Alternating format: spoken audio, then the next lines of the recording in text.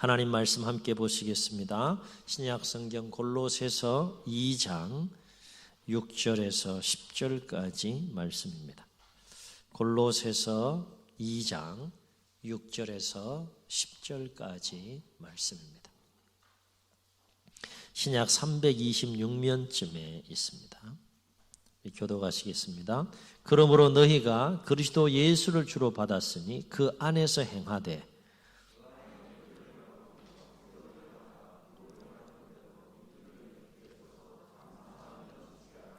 누가 철학과 헛된 속임수로 너희를 사로잡을까 주의하라. 이것은 사람의 전통과 세상의 초등학문을 따르며 그리스도를 따름이 아니니라.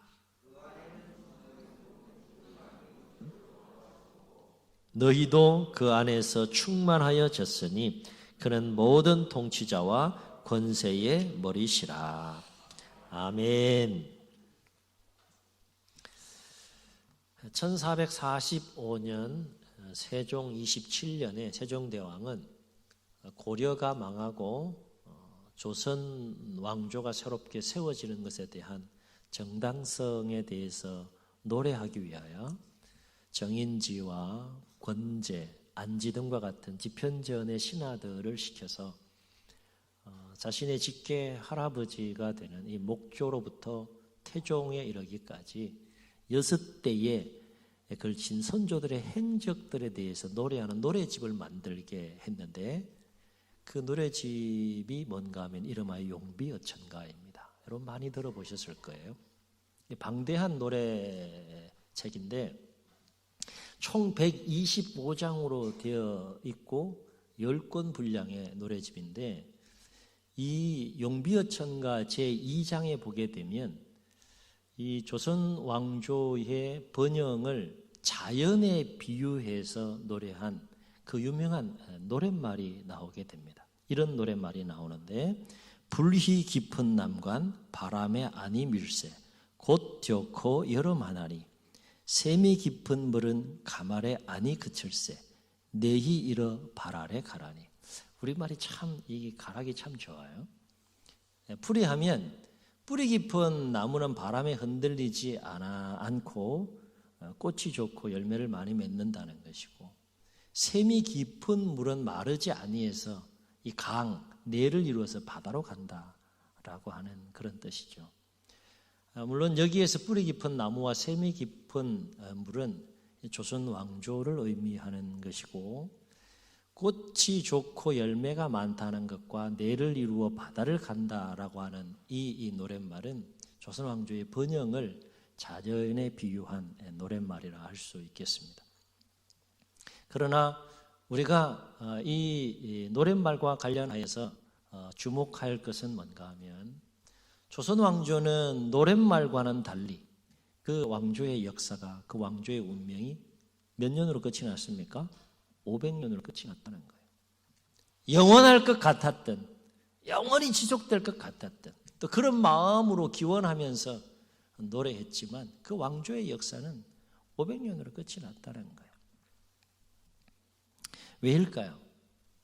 왜 영원할 것 같았던 그 왕조의 역사가 500년으로 끝이 났을까요? 역사학자들은 여러 가지 분석을 통해서 그 이유들을 이야기하겠지만 한 가지 분명한 것은 권력에 대한 인간의 탐욕과 권력에 대한 인간의 욕망. 여러분 조선 왕조의 역사를 보면 피비린내라는 역사가 끊임없이 반복되지 않습니까? 그 권력에 대한 인간의 욕망, 그것에 깊이 뿌리 내린 그 나무, 그 운명은 오래가지 못한다는 거죠. 그 역사는 오래가지 못한다는 거예요. 그러므로 뿌리 깊은 나무라고 할지라도 그 나무가 어디에 뿌리를 깊이 내리느냐라고 하는 문제는 정말 중요한 문제다 하는 거죠. 나무는 어디든지 뿌리를 깊이 내려야 되겠죠. 그렇죠? 그런데 문제는 어디에 그 뿌리를 깊이 내리느냐라고 하는 문제는 정말 중요한 것임을 우리는 역사적인 그 사건을 통하여서 또 우리는 좋은 교훈을 얻게 됩니다. 그렇다면 우리는 그리스도인으로서 과연 어디에 깊이 뿌리를 내리며 삶을 살아야 할까라고 하는 것인데 오늘은 이 질문과 관련해서 오늘 말씀과 관련해서 함께 은혜를 나누려고 합니다. 오늘 말씀은 이 질문과 관련해서 우리에게 정말 중요한 영적인 진리를 가르쳐주는 그런 말씀이라고 할 수 있겠습니다. 우리는 신앙생활 하면서 수많은 신앙과 그 믿음에 대한 위협과 공격을 받으면서 우리가 삶을 살아가고 신앙생활을 하고 있죠. 원하든 원치 않든 간에 어쨌든 신앙이 무너지고 믿음이 무너지고 또 그것을 뒤흔들려고 하는 수많은 위협과 공격들 가운데서 우리가 삶을 살아가는데, 그것이 때로는 환난과 핍박과 여러 가지 고난과 같은 상황들일 수도 있겠고, 그리고 때로는 그것이 거짓된 진리들의 위협과 공격일 수도 있죠. 그런데 문제는 그 수많은 신앙과 믿음을 무너뜨리려고 하는 그 위협과 공격들 우리가 이겨내지 못하면 결국 넘어질 수밖에 없는 것이고, 그래서 결국 신앙을 버리는 일까지 생기게 될 것이고, 나아가서는 파멸에 이르는 길을 걸어갈 수도 있다라고 하는 긴장감 속에서 우리는 삶을 살아가고 있다라고 하는 것입니다. 그러므로 우리는 무슨 일이 있어도, 어떤 상황을 만나도, 어떤 위협과 공격 가운데 있어도 예수 그리스도에 대한, 그리고 그 예수 그리스도의 복음에 대한 우리의 신앙과 믿음을 잘 지켜 나아가야 할 줄로 믿습니다. 왜냐하면 이 땅에서 우리가 신앙과 믿음을 지켜 나가는 것은 이 땅에서의 삶뿐만 아니라 영원한 우리의 삶과 직결되는 문제이기 때문에 그래요. 삶은 이 땅으로 끝나지 않는다고 성경은 우리에게 이야기해 주고 있지 않습니까? 끝나면 영원한 삶이 있다는 거예요. 그래서 우리는 이 땅에서의 삶만을 위해서 사는 자들이 아니라 보다 본질적으로는 영원한 삶의 무게중심과 포커스를 두고 우리는 삶을 살아가기 때문에 뭘 잘 지켜야 되는 겁니까? 그리스도에 대한, 그리고 그리스도의 복음에 대한 우리의 신앙과 믿음을 상황이 어떠하든지 간에, 어떤 위협과 공격 속에 우리가 놓여 있든지 간에 잘 지켜나가야 한다라고 하는 것입니다. 그런데 문제는 우리의 생각과 의지와는 달리 날마다 직면하는 여러 가지 상황들과 또 이단들과 거짓된 진리들의 공격과 위협으로부터 우리의 믿음과 신앙을 지켜나가는 것이 결코 쉽지 않다는 것이 문제인 것이죠. 그렇다면 우리가 어떠한 상황과 공격들로부터 우리의 믿음과 신앙을 지켜내고 승리하는 삶을 살아가려면 어떻게 해야 될까라고 하는 거예요. 오늘은 사도 바울이 볼로새 교회 성도님들을 향하여 권면의 말씀을 우리가 함께 묵상하면서 그 해답을 찾아보려고 합니다. 아시다시피 골로새서는 바울이 어디에서 쓴 편지입니까? 로마의 감옥에서 쓴 편지. 그냥 편안히 책상에 앉아서 쓴 편지가 아니라는 거예요. 로마의 감옥에서 재판을 받으면서 고난 가운데 쓴 이 옥중 편지 중에 하나가 이 골로새서인데, 사도 바울은 이방인의 사도로 부름받아서 주로 이방인들에게 복음을 전하는 일에 그 일평생을 헌신하고 또 열정적으로 그 복음의 사역자로서 삶을 살아갑니다. 뿐만 아니라 자기 동족에 대한 뜨거운 사랑이 있어서 또 유대인들을 향한 복음을 전하는 일도 감당해 가는데, 그 과정에서 유대의 최고의 의결 기관이고 권력 기관인 이 사내들인 공회에 의하여서 로마의 적대자로 몰리게 되고 로마 총독의 고소를 당하게 됩니다. 그 일련의 과정 속에서 이 사도 바울은 수없이 많은 어려움들을 겪게 되고 심지어는 생명의 위협들을 느껴가면서 복음을 전해가는 과정 속에 사도 바울의 최종적인 그 목표는 로마에까지도 가서 그리스도의 복음을 전하고 싶은 그 열정과 마음이 있었기 때문에 그 세상적인 그 법과 제도를 지혜롭게 잘 이용해서 사내들인 공회는 바울을 로마의 적대자로 로마 총독에 고소했지만 이 바울은 직접 로마 황제에게 재판을 상소하게 됩니다. 그래서 로마로 이송하게 되고 그 로마의 감옥에 갇혀서 재판을 받는 중에 AD 60년에서 61년경에 이 골로새서를 쓰게 된 것으로 추정이 됩니다. 당시 이 골로새 교회의 목회자는 에바브라라고 하는 사람이었는데, 이 에바브라라고 하는 사람은 어떤 사람인가 하면 바울이 에베소의 두란노 소원에서 약 2년 동안 복음을 전하며 가르치는 일을 하게 되는데, 그 두란노 소원에서 2년 동안 복음을 전할 때에 바울로부터 복음을 듣고 배워서 골로새 교회에 그 복음을 전함으로 골로새 교회를 세운 사람이 바로 에바브라라고 하는 거예요. 여하튼 어떤 이유였든지 간에 이 에바브라는 현재 바울과 함께 어디에 있는가 하면 로마의 감옥에 갇히게 됩니다. 그리고 이 에바브라는 그 로마의 감옥에서 바울에게 자신이 목회하던 골로새 교회의 상황이 현재 어떠한지를 소상하게 골로새서 1장 7절로 8절에 보게 되면 알려주는 모습을 볼 수 있게 됩니다. 당시 이 골로새 교회는 어떤 상황이었는가 하면 유대의 그 혼합된 율법주의와 헬라의 인본주의적인 헬라 철학과 그리고 잘못된 금욕주의와 같은 그릇된 교훈과 가르침에 빠져 있었기 때문에 교회가 분열할 수 있는 위기와 어려운 상황 속에 놓여 있었다는 겁니다.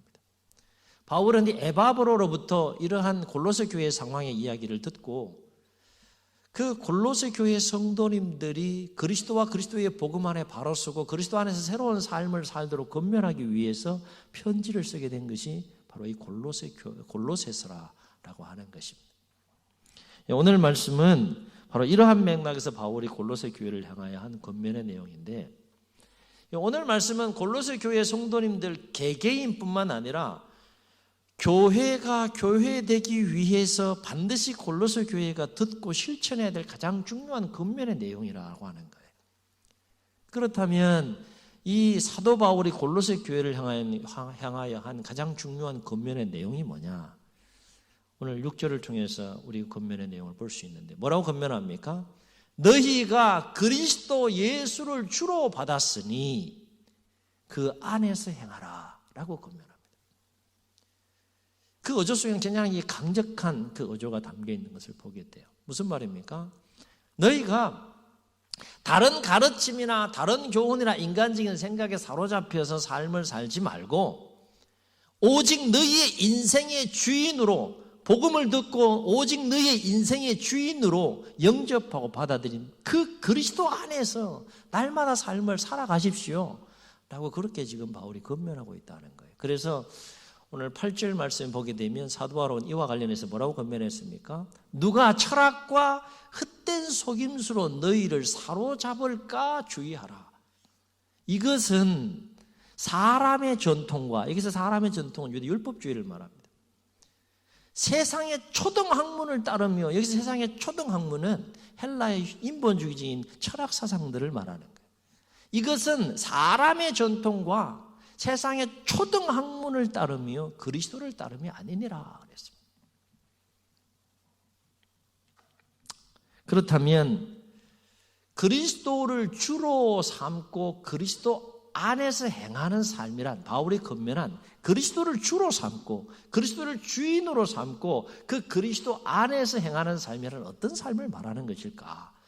바울은 7절에서 이와 관련해서 세 가지 삶의 모습에 대해서 권면합니다. 첫째는 너희는 그리스도 안에 뿌리를 받고 세움을 받으라 하는 거예요.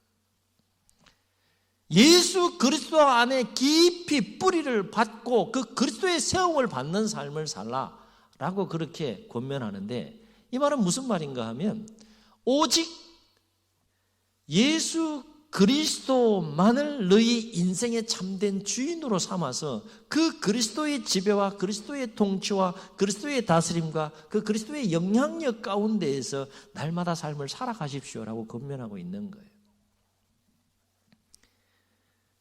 다시 말해 오직 예수 그리스도 이외에 다른 주인을 두라는 겁니까? 두지 말라는 겁니까? 두지 말라는 거예요. 여러분의 인생에 참된 주인은 예수 그리스도 한 분만으로 충분합니다. 그 한 분만으로 충분합니다 라고 지금 사도 바울은 골로새 교회 성도님들을 향하여 권면하고 있는 거예요. 다른 주인을 두지 말라는 겁니다. 다른 주인을 두어서 그 다른 주인의 통치와 지배와 영향력과 다스림 가운데 삶을 살지 말라는 거예요. 그 최종적인 결과는 파멸이기 때문에 그렇습니다. 그렇습니다. 나무의 생명은 어디에 있습니까? 뿌리에 있습니다. 나무의 생명은 어디에 있습니까? 그 뿌리를 내리는 토양에 있습니다. 나무의 생명은 어디에 있습니까? 토양에 내린 뿌리의 깊이에 달려 있다는 거예요. 다시 말해서 뿌리가 얼마나 좋은 토양에 뿌리를 내리느냐, 그리고 그 좋은 토양이 얼마나 깊이 뿌리를 내리느냐에 따라서 나무의 생명과 나무의 운명과 나무의 결실은 달라진다라고 하는 것입니다. 신앙의 뿌리도 마찬가지라는 거예요. 그렇다면 왜 사도 바울은 왜 오직 예수 그리스도만을 인생의 주인으로 삼고 그 그리스도 안에 깊이 뿌리를 박아 그리스도 안에서 삶을 살라고 강력하게 권면하고 있는 것일까? 바울은 오늘 말씀 9절과 10절에서 두 가지 이유를 말하고, 또 오늘 읽진 않았지만 1장에서 또 한 가지 이유, 총 세 가지 이유를 이와 관련해서 우리에게 가르쳐줍니다. 먼저 9절과 10절을 보게 되면 첫 번째 이유는 그리스도 안에서 신성의 모든 충만이 있기 때문이다. 그리스도 안에는 신성의 모든 충만이 있기 때문이라는 거예요. 표현이 좀 어려운데 쉽게 말씀드리면 이런 말씀입니다. 오직 예수 그리스도만이 참된 하나님의 아들이 되신다는 거예요. 그래서 1장 15절에 보게 되면 바울은 이 예수님에 대해서 어떻게 소개하고 있습니까? 그는 보이지 아니하는 하나님의 형상이시다, 그렇게 말해요. 육체로 오셨지만 그 예수 그리스도의 신성을 지금 강조하고 있는 것이죠. 다른 모든 피조물보다 뛰어나고 우월하신 그 신성을 가진 예수님에 대해서 지금 사도 바울은 골로새 교회를 향하여 소개하고 있는 것입니다. 두 번째 이유는 왜 여러분은 예수 그리스도를 주인으로 삼고 그 그리스도 안에 깊이 뿌리를 박는 삶을 살아야 하느냐? 두 번째 이유는 그 그리스도는 모든 통치자와 권세의 머리가 되시는 분이시기 때문이다 하는 거예요. 이 말은 곧 예수 그리스도는 만왕의 왕으로서 역사의 흥망성쇠를 주관하고 인생의 모든 생사화복을 주관하시고 통치하시는 분이시기 때문에 그 예수 그리스도를 여러분의 인생의 주인으로 삼고 그 그리스도 안에 깊이 뿌리를 박으라는 겁니다. 다시 말해 우리의 삶과 우리의 운명을 우리가 주관하는 것 같지만 사실은 영적인 안목에서 깊이 통찰해 보게 되면 우리의 삶과 우리의 운명을 전적으로 주관하고 통치하시고 다스리는 분은 누구시라는 겁니까? 예수 그리스도라시라는 거예요. 깨닫는 은혜가 있기를 주의 이름으로 축원합니다. 또 한 가지, 사도 바울은 우리가 그리스도를 주로 삼고 그 안에 깊이 뿌리를 박고 그 안에서 살고 행해야 될 중요한 일을 1장에서 언급하는데, 그 이유는 오직 예수 그리스도만이 우리를 죄와 사망에서 구원하시고 우리에게 영원한 생명을 주시는 분이시기 때문이다 하는 거예요. 아멘. 이 말은 오직 예수 그리스도만이 우리에게 영원한 생명을 주시는 구원자가 되시는 분이시기 때문에 우리는 그 그리스도를 인생의 참된 주인으로 영접하고 인정하며 그 그리스도 안에 깊이 뿌리를 내리고 삶을 살아야 한다는 거예요. 그래서 사도 바울은 이 예수님에 대해서 1장 13절로 14절에서 어떻게 소개하고 있는가 하면 이렇게 소개합니다. 여기서 그는 하나님을 말합니다. 그가 우리를 흑암의 권세에서 건져내사 그의 사랑의 아들의 나라로 옮기셨으니, 그의 사랑의 아들의 나라로 옮겼다는 건 뭡니까? 영원한 하나님의 나라, 천국으로 우리를 옮겼다는 거예요. 그 이유를 어떻게 설명하는가 하면 이렇게 설명합니다. 14절에 그 아들 안에서, 예수 그리스도 그 아들 안에서 우리를 속량 곧 우리가 죄사함을 얻었도다, 그렇게 말해요. 예수 그리스도로 말미암아서 우리가 해결할 수 없는 그 죄의 문제가 해결되고, 예수 그리스도로 말미암아 우리가 죄사함을 받고 구원을 받아서 영원한 생명을 얻었기 때문에 예수 그리스도만이 우리의 영원한 구원자가 되시기 때문에 우리는 그 예수님을 주로 인정하고 그 안에 깊이 뿌리를 박으며 살아야 된다 라고 지금 사도 바울은 골로새 교회 성도들을 향하여서 권면하고 있는 겁니다. 정리하면 오직 예수 그리스도만이 참된 하나님의 아들이 되시고 역사와 인생의 모든 것을 주관하신 분이시고 우리의 영원한 생명을 주시는 참된 구원자가 되시기 때문에 누구를 주로 삼으라는 겁니까? 그리스도를 주로 삼고 누구 안에 깊이 뿌리를 박으라는 겁니까? 그리스도 안에 깊이 뿌리를 박고 그리스도의 통치와 지배와 다스림 가운데 삶을 살아가십시오라고 권면하고 있는 거예요. 사랑하는 성도 여러분, 영원하지 않는 것에 뿌리를 내려야 됩니까? 영원한 것에 뿌리를 내려야 됩니까? 우리에게 영원한 생명을 주시는 분을 우리가 주인으로 삼고 그분 안에 뿌리를 깊이 내려야 됩니까? 아니면 우리의 영원한 생명을 결코 책임질 수 없는 그 대상을 주인으로 삼고 우리는 그 대상에 깊이 뿌리를 내려야 하는 것입니까? 오늘 읽진 않았지만 말씀 보면 3장 1절을 보면 이렇게 얘기를 해요. 그러므로 너희가 그리스도와 함께 다시 살리심을 받았으면 위의 것을 찾으라. 거기는 그리스도께서 하나님의 우편에 앉아 계시느니라. 2절 위의 것을 생각하고 땅의 것을 생각하지 말라. 3절 이는 너희가 죽었고 너희 생명이 그리스도와 함께 하나님 안에 감추어졌음이라. 4절 우리 생명이신 그리스도께서 나타나실 그때에 너희도 그와 함께 영광 중에 나타나리라. 누가 우리의 영원한 생명을 책임져 주시느냐는 거예요. 이 땅에서의 삶으로 끝나지 않고 영원한 삶으로 이어진다고 했을 때, 그 영원한 삶이 영생이 있고 영별이 있다고 했을 때, 영원한 갈림길이 있다고 했을 때, 하나님께서 사랑하는 아들 예수 그리스도의 나라, 영원한 하나님의 나라, 그 천국으로 우리를 인도하여 구원할 자가 누구냐? 예수 그리스도 한 분밖에 없다는 거예요. 그러므로 그분을 여러분의 인생의 참된 주인으로 인정하고 받아들이고 고백하면서 그 예수 그리스도 안에 깊이 뿌리를 내려 그리스도의 말씀과 그리스도의 통치와 지배 가운데 영향력 가운데 삶을 살아가라는 거예요.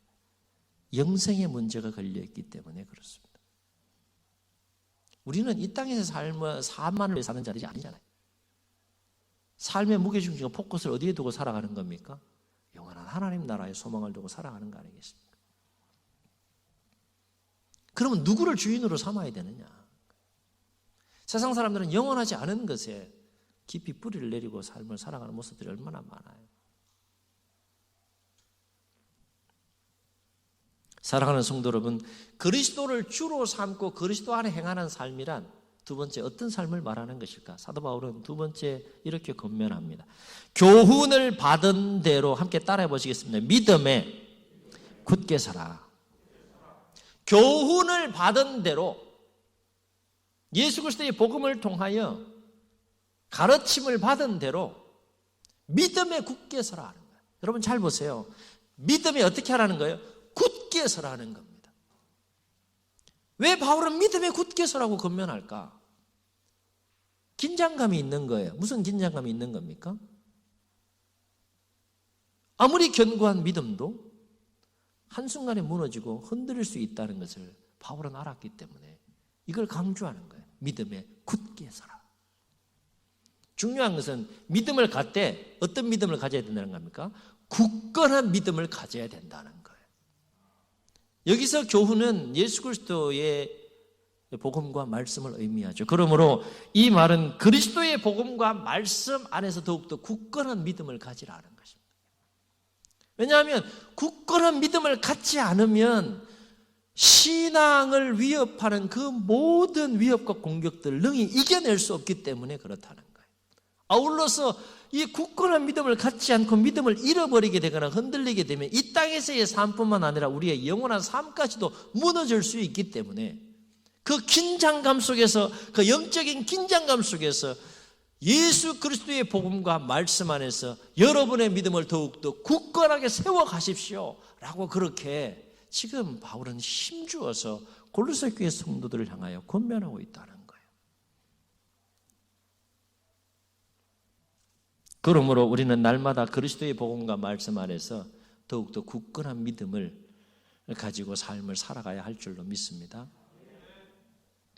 사랑하는 성도 여러분, 그리스도를 주로 삼고 그리스도 안에 사는 삶이란 어떤 삶을 말하는 것일까? 사도 바울은 7절을 통해서 세 번째 권면하는데 그 권면의 내용은 뭔가 하면 감사함을 넘치게 하라 하는 거예요. 갑자기 감사에 대한 얘기가 나와요. 이 말은 무슨 얘기인가 하면 내가 정말로 그리스도를 내 인생의 주인으로 삼고 그리스도 안에 깊이 뿌리를 내리고 굳건한 믿음을 가지고 삶을 살아간다 그러면 자연스럽게 결과적으로 내 삶 가운데 무엇이 넘쳐야 한다는 겁니까? 감사가 넘쳐야 한다는 거예요. 그렇다면 왜 그리스도를 주로 삼고 그리스도 안에 깊이 뿌리를 내리고 굳건한 믿음을 가지고 삶을 살게 되면 왜 자연스럽게 감사가 넘치는 삶을 살게 되는 것일까? 그것은 자연스럽게 그 과정과 결과를 통해서 우리가 알 수 있게 되는데, 이를테면 좋은 토양에 나무가 깊이 뿌리를 내리면 어떤 역사가 일어나는 겁니까? 그 좋은 토양으로부터 좋은 자양분을 뿌리가 쫙 받아들여서 좋은 튼튼하고 견고한 좋은 나무가 되게 될 것이고, 아울러서 그 좋은 나무에서 좋은 많은 열매가 맺히는 이치와 똑같은 이치를 하는 거예요. 마찬가지로 우리가 오직 그리스도를 주로 삼고 그리스도 안에 깊이 뿌리 내려 견고하고 굳건한 믿음을 가지고 삶을 살게 되면 자연스럽게 어떤 삶을 살게 된다는 것입니까? 감사가 넘치는 삶을 살게 된다는 거예요. 이 말은 달리 표현하면 어떤 상황 속에서도 우리가 감사가 넘치는 삶을 살아가고 있다 그러면 그것은 내가 그리스도를 내 인생의 주로 삼고 그리스도 안에 깊이 뿌리 내리고 견고한 굳건한 믿음을 가지고 삶을 살아가고 있다는 증거라는 거예요. 질문합니다. 요즘 많이 힘드시죠? 저한테도 이렇게 가끔씩 전화가 와요. 목사님 많이 힘드시죠? 저보다 여러분이 더 힘들지 않겠습니까? 그런데 모두가 힘들다라고 생각하고 모두가 힘들다라고 말하는 이런 상황 가운데에서 오늘 예배에 참여한 여러분의 삶 가운데는 감사가 넘치는 삶이 있느냐 하는 거예요. 어떻습니까? 표정들을 이렇게 보니까 여러분의 삶을 한번 돌아보시라는 거예요. 정말 내가 예수 그리스도를 내 인생의 주인으로 영접하고 받아들이고 인정하는 가운데 그 그리스도 안에 깊이 뿌리 내리고 견고한 믿음을 가지고 하루하루 삶을 살아간다면 감사가 넘치는 삶이 있어야 되는데 과연 내 삶 가운데 감사가 넘치는 삶이 있느냐는 거예요. 이 얘기는 뭔가 하면 그리스도를 주인 삼고 그 안에 뿌리를 받고 견고한 믿음을 가지고 사는 삶을 살아가는 자들은 모든 상황을 뛰어넘는다는 겁니다. 그 열매가 뭐라는 겁니까? 그 증거가 뭐라는 겁니까? 감사가 넘치는 삶을 살게 되는 거라는 거예요. 그럼에도 불구하고 감사할 수 있기를 주의 여러분 축원합니다. 이유는 간단해요. 하나님의 자녀들이기 때문에, 그리스도인이기 때문에 그렇게 살아야 한다는 거예요. 골로새 교회 성도 여러분, 우리는 그렇게 살아야 합니다. 상황이 어떻든 간에, 환난과 핍박이 있든지 간에, 또 수없이 잘못된 그릇된 가르침과 위협과 공격들이 있든지 간에, 어떤 상황이든지 간에 우리는 그리스도인이기 때문에 그리스도를 주로 삼고 그리스도 안에 깊이 뿌리박고 굳건한 믿음을 가지고 감사가 넘치는 삶을 살아야 됩니다. 여러분 그렇게 사십시오 라고 지금 권면하고 있는 거예요. 그렇다면 우리가 그리스도 안에 깊이를 뿌리를 내리고 믿음을 굳건하게 하면 어떤 감사가 넘치는 삶을 살게 될까? 여러분 어떤 감사가 넘치는 삶을 살게 될까요? 무엇보다도 가장 먼저 넘치는 감사는 뭡니까? 예수 그리스도로 말미암아서 죄와 사망 가운데서 구원받은 그 은혜, 그 은혜에 대한 감사가 넘치게 된다는 거예요. 여러분 한번 생각해 보세요. 영생을 얻었어요. 영생을. 누구로 말미암아서? 예수 그리스도의 십자가와 부활의 그 사건으로 말미암아서, 그리스도로 말미암아서, 우리가 주로 삼는 그 예수 그리스도로 말미암아서 영원한 생명을 얻었다는 거예요. 그것에 대한 은혜를 생각하면 상황을 뛰어넘는 감사가 넘치게 된다는 겁니다. 이 신비로운 삶, 이 신비로운 은혜를 경험하고 누리실 수 있기를 주의 여러분을 축원합니다. 적절한 비유가 될지 모르겠지만 좁은 공간에서 더 넓은 좋은 공간으로 이사를 간다고 할 때 내일이면 이사 간다고 할 때, 오늘 좁은 공간에 있을 때 어려움이 있으면 여러분 불평합니까? 원망합니까? 어떻습니까? 까짓거 내일이면 이사 간다 이거죠. 마음이 넉넉해지지 않습니까? 오히려 감사할 수 있는 그 마음들이 생기지 않겠습니까? 내일이면 이사 간다는 거예요. 영생을 소유한 자들의 마음은 그와 같다는 거예요. 이 땅의 삶이 끝난다고 할지라도 우리는 갈 곳이 있는 거예요. 그 갈 곳이 어디라는 겁니까? 영원히 고통 가운데 있는 영벌의 그 지옥이 아니라 어디라는 거예요? 하나님께서 사랑하시는 그 아들의 나라, 영원한 하나님 나라, 우리의 본향인 그 천국, 그 영생을 누구를 통해 얻었다는 겁니까? 그리스도로 말미암아 우리가 얻고 누리기 때문에 그리스도를 주로 삼는 자들에게는, 그리스도 안에 생활하는 자들은 감사가 넘치는 삶을 살게 된다는 거예요. 또 한 가지 어떤 감사가 넘칠까요? 어떤 상황 속에서도 예수 그리스도로 말미암아서 승리하는 삶을 살게 되는 것으로 인하여서 감사가 넘친다는 거예요. 아멘. 여러분, 패배하는 것과 승리하는 것은 달라요. 패배하는 자의 마음은 쓰라리지만, 고통스럽지만, 힘들지만, 승리하는 자의 마음에는 기쁨이 있습니다. 평안이 있습니다. 솟아나는 새 힘이 있는 것이고요. 감사가 있는 거예요. 그런데 우리의 힘으로 우리의 신앙과 우리의 믿음을 지켜나가고 또 모든 환난과 핍박과 여러 가지 고난의 상황들과 모든 그 거짓된 진리들과 그 세력들의 공격들로부터 싸워서 우리가 능히 예수 그리스도로 말미암아 이기고 승리하는 삶을 살아간다 그러면 그 예수님 때문에 승리하는 삶으로 인하여서 감사가 넘친다는 거예요. 아멘. 아멘.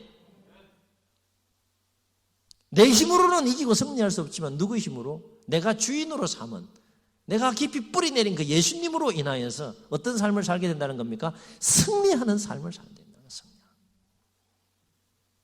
또 한 주간 삶을 살아가시면서 이 진리 안에서 예수 그리스도로 말미암아 승리하는 그 기쁨과 승리하는 그 감사가 넘쳐나시기를 주의 이름으로 축원합니다.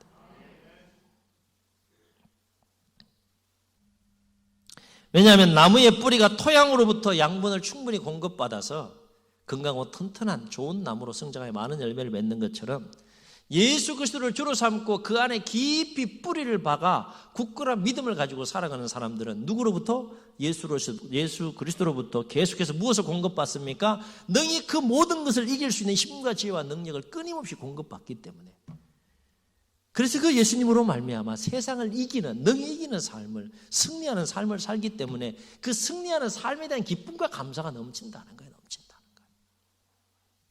오늘도 승리하셨습니다. 한 주간도 승리하시기를 주의 이름으로 축원합니다. 그렇습니다. 우리는 누가 뭐래도 그리스도인입니다. 모두가 어렵다고 하는 이때에 하루하루 우리는 어떻게 삶을 살아야 할까요? 바로 없기는 우리의 신앙과 우리의 믿음이 위협당하고 공격당하는 모든 상황 속에서 더욱더 선명하게 우리의 인생의 참된 주인을 예수 그리스도로 삼고 그 그리스도 안에 깊이 날마다 더욱더 깊이 뿌리 내려 그 그리스도와 함께 굳건한 믿음을 가지고 더욱더 감사가 넘치는 삶을 통해 날마다 승리하는 삶을 살아가는 우리 모두가 될 수 있기를 주의 이름으로 축원합니다. 축원합니다. 우리 기도하시겠습니다. 주님, 주님에 대한 믿음과 신앙을 끊임없이 위협당하고 공격당하고 또 흔들리고 무너질 수 있는 다양한 삶의 상황과 어려움 속에 직면하면서 영적인 긴장감 가운데 우리가 하루하루 삶을 살아갑니다. 하나님, 그럼에도 불구하고 우리는 그리스도인이요 하나님의 자녀와 백성인 것을 늘 기억하면서 과연 누구를 우리의 인생의 주인으로 삼고 깊이 뿌리를 내리며 삶을 살아야 하는지 오늘 말씀 우리에게 도전이 될 수 있도록 주님 도와주옵소서. 참된 하나님의 아들이 되시고 역사의 흥망성쇠와 인생의 모든 생사화복을 주관하시는 모든 통치자와 권세의 머리가 되시는 그리고 우리에게 영원한 생명을 주시는 구원자가 되시는 그 예수 그리스도를 주인 삼고 그 안에 깊이 뿌리박아 견고한 믿음을 가지고 모든 상황 속에서 감사가 넘치는 삶을 살아가는 우리의 나날의 삶이 될 수 있도록 축복하여 주옵소서. 이제는 우리 주 예수 그리스도의 은혜와 하나님의 무궁하신 사랑하심과 성령님의 감화 감동 교통하시는 역사가 어떤 신앙의 위협과 또 공격을 받는 상황 가운데서도 예수 그리스도를 주인 삼고 그 안에 깊이 뿌리내려 더욱더 견고한 믿음을 가지고 감사가 넘치는 삶을 통해 주와 함께 세상을 넉넉하게 이기는 삶을 살아가기로 새롭게 결단하고 기도하고 예배하고 나가는 주의 백성들 머리 위에 지금부터 영원토록 늘 함께하여 주옵시기를 간절히 축원하옵나이다. 아멘.